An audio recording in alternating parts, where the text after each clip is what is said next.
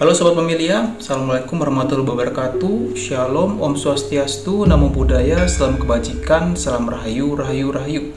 Selamat datang lagi dalam Family Semesta YouTube channel bersama Gigi Niaga dalam segmen Lombok Zaman Laik.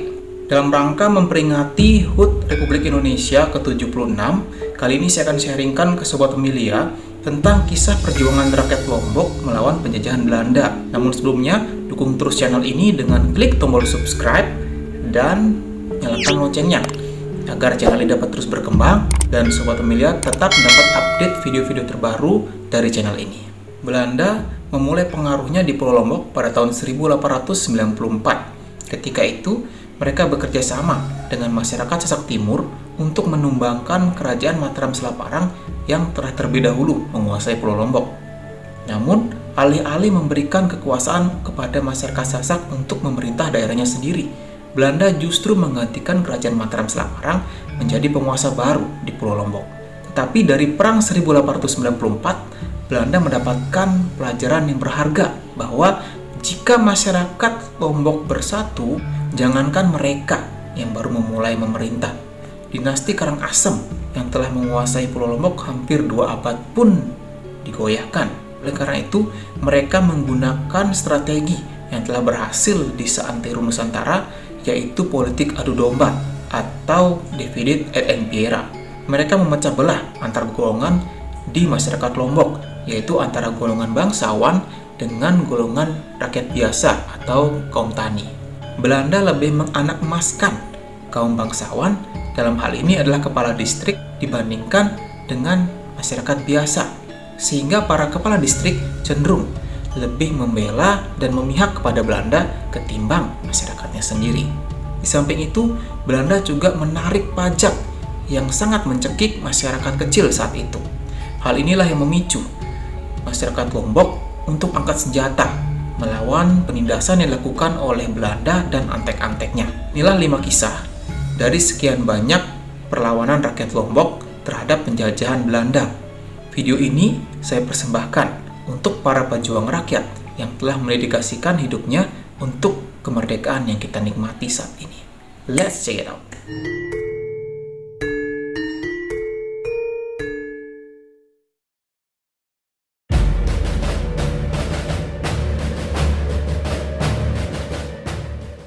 Perlawanan rakyat Lombok yang pertama adalah pertempuran di distrik Praia yang terjadi pada tahun 1896. Pemberontakan ini dipimpin oleh Mami Ocha Talib dan Haji Ali Dewa yang merupakan veteran dalam Perang Lombok 1894. Para pejuang dari Praia saat itu melakukan perlawanan dengan sistem gerilya, di mana sejak tanggal 27 Juni 1896 pasukan Belanda sudah memburunya, tetapi belum membuahkan hasil. Akhirnya Belanda mengubah strategi dengan menarik seluruh pasukan Belanda saat itu dan memerintahkan kepala distrik Praia, Jonggat, dan Batu Keliang untuk mengutus masing-masing 100 pasukannya dalam memburu para pejuang tersebut. Hal tersebut dilakukan karena warga pribumi lebih mengenal medan dibandingkan dengan pasukan reguler Belanda. Alhasil, walaupun mengerahkan pasukan dalam jumlah besar, tak satu pun dari mereka yang berhasil menangkap Mami Ocha Talib dan Haji Ali Dewa beserta kelompoknya. Hingga pada tanggal 10 Juli 1896, pasukan pejuang menyerbu sebuah penjara Belanda yang berada di daerah Sisik, atau tepatnya di distrik Sakra. Dalam aksinya, mereka menewaskan 3 orang penjaga, kemudian membakar gedung penjara dan membebaskan 40 warga yang ditahan oleh Belanda saat itu. 40 tahanan tadi akhirnya memutuskan untuk bergabung dengan para pejuang, sehingga total kelompok mereka menjadi kurang lebih 70 orang. Seminggu kemudian, mereka kembali melancarkan aksi gerilyanya dengan menyerang patroli pasukan Belanda yang saat itu bertugas di kota Praia. Dalam keramaian, mereka menyelinap menuju barisan pasukan Belanda dan mengincar salah seorang anggotanya yang sedang lengah. Tak berselang lama, salah satu prajurit pun terkaget setelah menemukan rekanannya meregang nyawa akibat tertikam senjata tajam milik pejuang yang lantas menghilang, membaur dalam keramaian warga.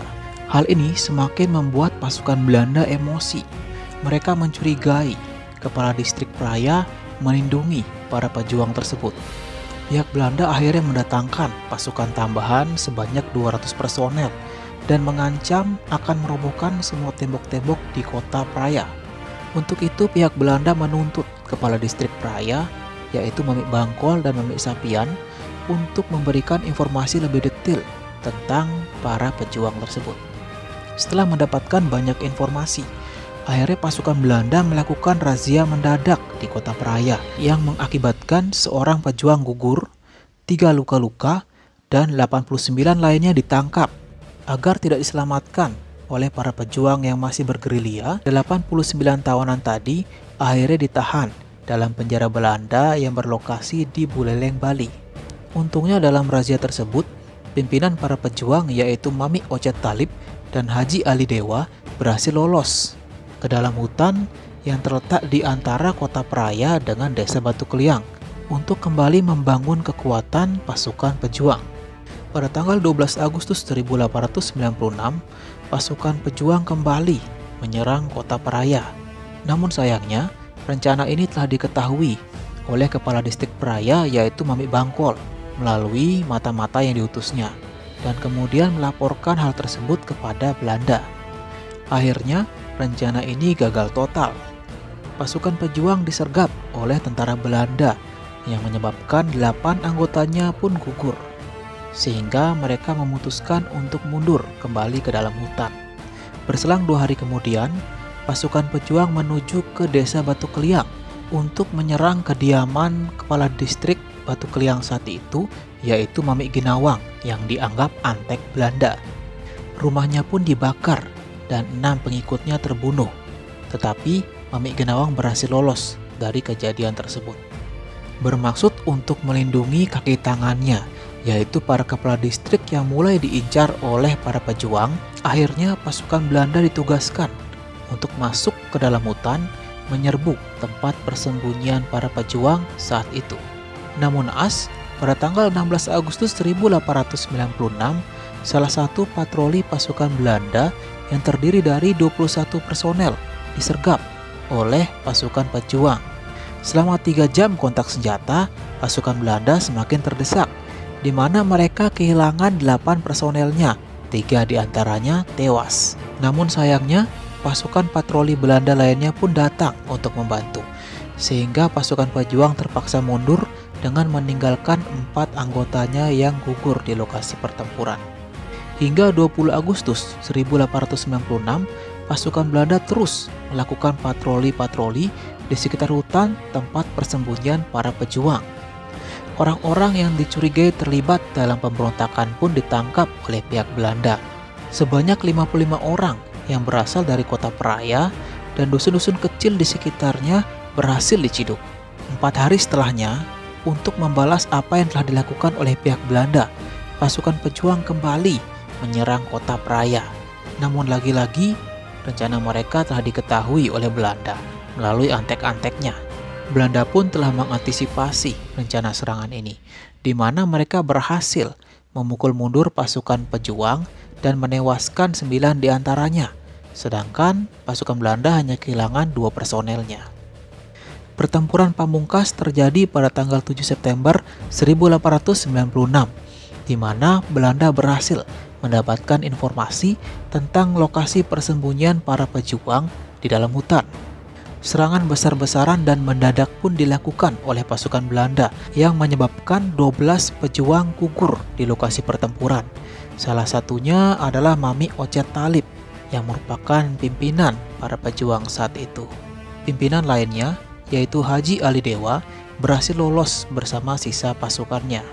Mengetahui jumlah pejuang yang semakin menyusut, akhirnya pihak Belanda menghentikan operasi patroli militer dan menawarkan pengampunan terhadap pejuang yang masih tersisa dengan syarat mereka harus menyerahkan semua senjata yang dimiliki dan tinggal di kota Praia.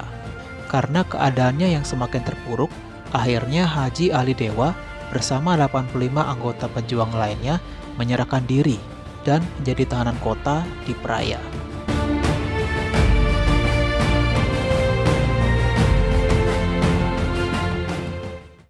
Perjuangan rakyat Lombok yang kedua adalah perlawanan rakyat Gandor yang terletak di distrik Sakra, Lombok Timur.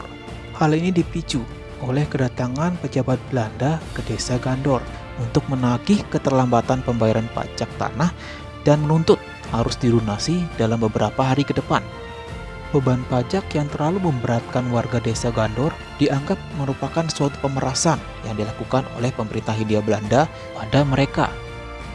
Akhirnya warga desa Gandor merencanakan untuk melakukan serangan umum terhadap Belanda dan berkoalisi dengan beberapa desa tetangganya seperti desa Apitaik dan Teros.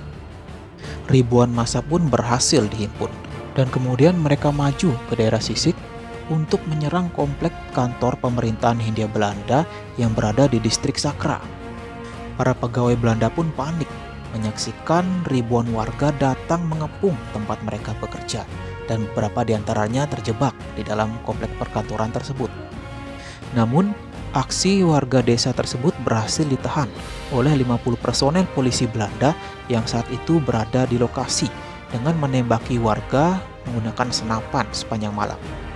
Dalam penyerangan ini, warga desa berhasil membakar salah satu kantor pemerintah Hindia Belanda dan rumah dari kontroler Lombok Timur. Keesokan harinya, pasukan bantuan Belanda pun tiba yang terdiri dari setengah skuadron kavaleri dan pasukan polisi untuk mengusir warga desa yang telah menduduki kantor Belanda tersebut selama 2 hari. Setelah berhasil mengusir warga desa dan menguasai kembali gedung perkantoran, Belanda mendapati 30 warga desa yang tewas akibat penyerangan tersebut. Tidak puas dengan itu, pasukan Belanda kemudian mendatangkan pasukan tambahan sebanyak 125 personel untuk menyerang desa-desa yang memberontak tersebut. Sasaran Belanda yang pertama adalah desa Gandor yang dianggap memprovokasi warga desa lainnya untuk melakukan pemberontakan. Warga desa Gandor nampaknya telah memprediksi jikalau Belanda akan datang untuk menghabisi mereka semua. Sehingga warga desa Gandor memutuskan untuk mengungsi ke daerah lain untuk menyelamatkan diri mereka. Pasukan Belanda yang mendapati desa tersebut sudah kosong, lantas mengamuk dan meratakan dengan tanah seluruh desa tersebut. Setelah puas memporak-porandakan desa Gandor, sasaran pasukan Belanda berikutnya adalah desa Teros. Sama seperti halnya warga desa Gandor, warga desa Teros telah memprediksi kedatangan Belanda.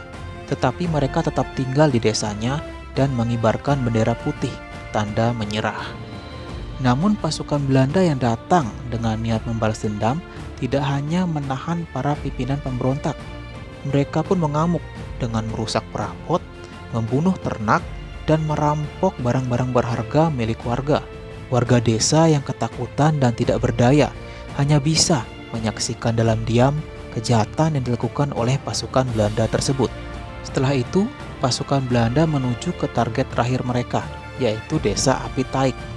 Warga desa ini pun tidak mengungsi dan memilih menyerah terhadap pasukan Belanda.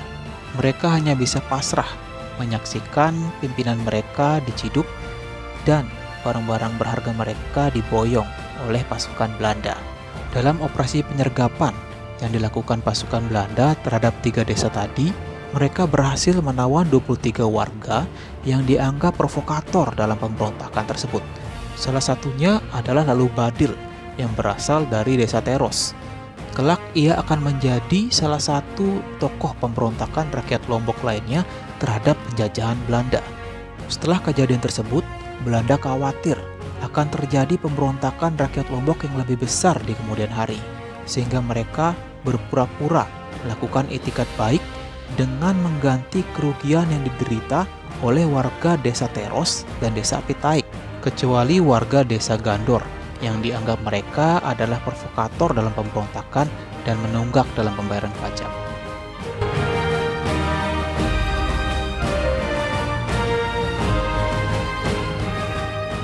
Setahun kemudian, perlawanan rakyat Lombok kembali terjadi di Kota Praya.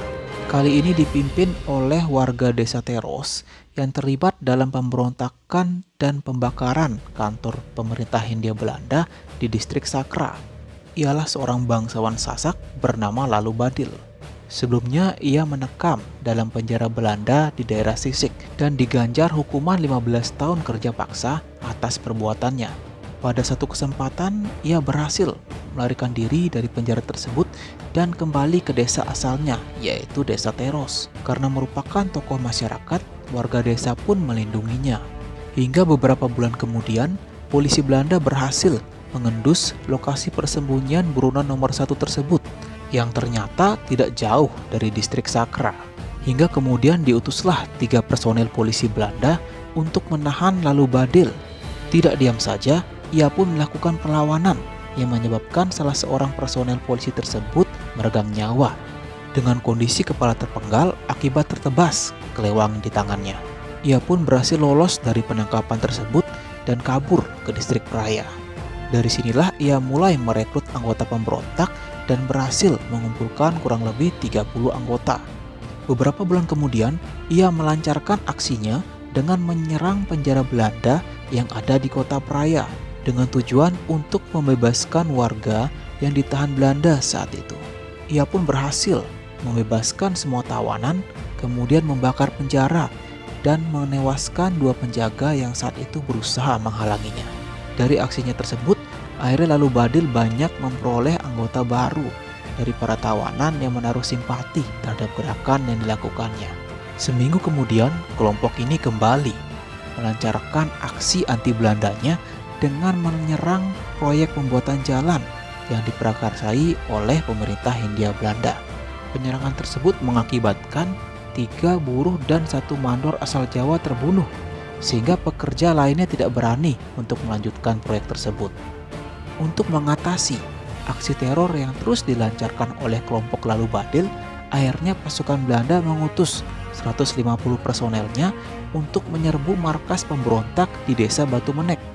Namun sayangnya, Lalu Badil kurang memahami strategi pertempuran, sehingga ia dengan nekat bersama kelompoknya menghadapi pasukan Belanda di area terbuka. Pasukan Belanda yang memiliki persenjataan lebih unggul tentu saja dengan mudah mampu menumbangkan satu persatu pihak lawannya. Disinilah akhir riwayat dari Lalu Badil, di mana ia gugur bersama 20 anggota kelompok yang dipimpinnya. Tetapi perjuangannya tidak berakhir di situ. Kelompok Lalu Badil yang berhasil selamat menggabungkan diri dengan pasukan pejuang Haji Ali Dewa di desa Panabang. Haji Ali Dewa pun sebelumnya merupakan tahanan Belanda di distrik Praia yang berhasil kabur bersama 15 pengikutnya. Khawatir dengan bergabungnya sisa kelompok Lalu Badil dengan pasukan pejuang Haji Ali Dewa dapat menimbulkan pemberontakan yang lebih besar di kemudian hari, Belanda pun segera bertindak. Mereka memerintahkan Haji Ali Dewa agar menghentikan upaya pemberontakan dan kembali ke kota Praia dalam waktu 2 hari. Perintah itu pun tidak diindahkan oleh Haji Ali Dewa, sehingga Belanda menurunkan personel militernya untuk menghabisi Haji Ali Dewa beserta kelompoknya. Pasukan pejuang pun kemudian mundur ke dalam hutan untuk menghindari perang secara terbuka dengan pasukan Belanda. Para kepala distrik pun dilibatkan oleh Belanda untuk memburu pasukan pejuang tersebut. Mereka menugaskan ribuan petani untuk menebang pohon-pohon dan membuka jalan agar mempermudah pasukan Belanda dalam menangkap pasukan pejuang. Namun naasnya, para petani ini kerap menjadi korban penyerangan para pejuang karena dianggap berpihak pada kompeni. 2 minggu kemudian, salah satu tempat persembunyian para pejuang diserang oleh pasukan Belanda, di mana 7 anggotanya gugur dalam pertempuran tersebut. Membalas penyerangan yang telah dilakukan oleh Belanda, pasukan pejuang kemudian menyerang patroli Belanda yang menyebabkan 2 personelnya tewas dan 2 lainnya luka-luka. Esokan harinya, pasukan pejuang menyerang kediaman kepala distrik Praia, yaitu Mamik Bangkol, di mana dalam penyerangan tersebut 2 pengikutnya tewas, sedangkan Mamik Bangkol berhasil meloloskan diri. Selama beberapa minggu kemudian, terus terjadi pertempuran antara pasukan Belanda melawan pasukan pejuang Haji Ali Dewa, yang menyebabkan pasukan pejuang semakin terdesak. Akhir pertempuran terjadi pada tanggal 18 Oktober 1897, di mana pasukan Belanda menyergap tempat persembunyian terakhir pasukan pejuang. Pasukan pejuang yang semakin tersudut tidak mampu menghadapi serangan pamungkas pasukan Belanda saat itu. Haji Ali Dewa pun gugur bersama 14 anggota pejuang lainnya dalam pertempuran tersebut.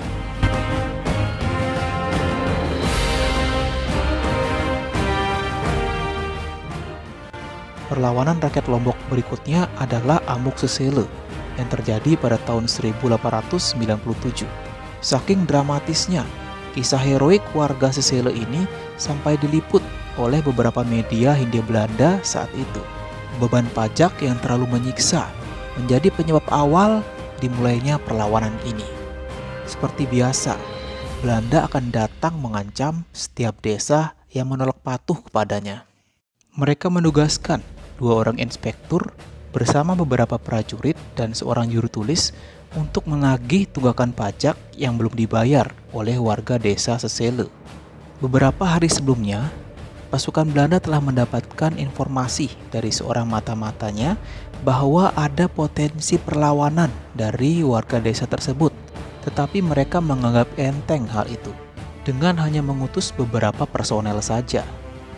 Setibanya di pintu gerbang desa Sesele, pasukan Belanda dikagetkan oleh hadangan seorang pria tua yang menggenggam kelewang di tangannya.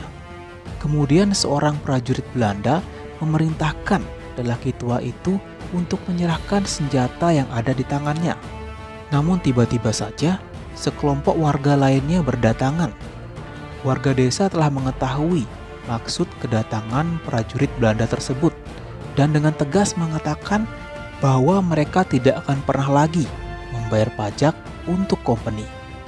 Setelah itu, tiba-tiba warga desa menyerang rombongan pasukan Belanda tersebut yang mengakibatkan salah satu inspektur Belanda tewas di tempat. Prajurit Belanda lainnya yang sadar mereka kalah jumlah kabur melarikan diri untuk menyelamatkan nyawanya dari amukan para warga. Sedangkan seorang inspektur Belanda lainnya tertinggal dari rombongan prajurit dan menderita luka parah. Ia pun roboh di sebuah dusun yang cukup jauh dari desa Sesele, kemudian dilarikan ke rumah sakit oleh warga sekitar. Setelah mendapatkan kabar bahwa seorang anggotanya tewas terbunuh oleh warga desa Sesele, Belanda kemudian mengutus kurang lebih 100 prajurit bersenjata lengkap untuk menangkap para pelaku penyerangan tersebut. Tidak lama kemudian, pasukan Belanda telah mengepung desa Sesele dan memerintahkan warga desa untuk menyerahkan para tersangka. Jika tidak, mereka akan bertindak keras.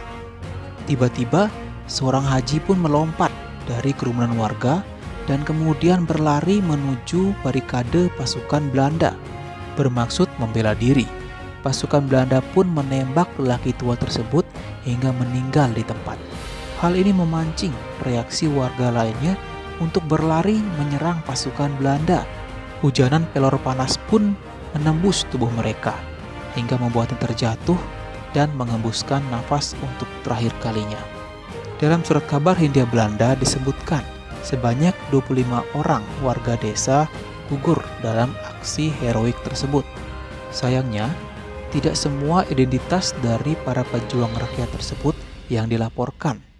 Hanya seorang saja, yaitu Amak Nurisah, seorang lelaki tua yang dianggap memprovokasi warga desa Sesele untuk melakukan pemberontakan. Setelah diselidiki lebih lanjut, ternyata warga desa Sesele tidak hanya memprotes beban pajak yang tidak masuk akal, tetapi juga peredaran opium yang dilegalkan oleh pemerintah Hindia Belanda saat itu.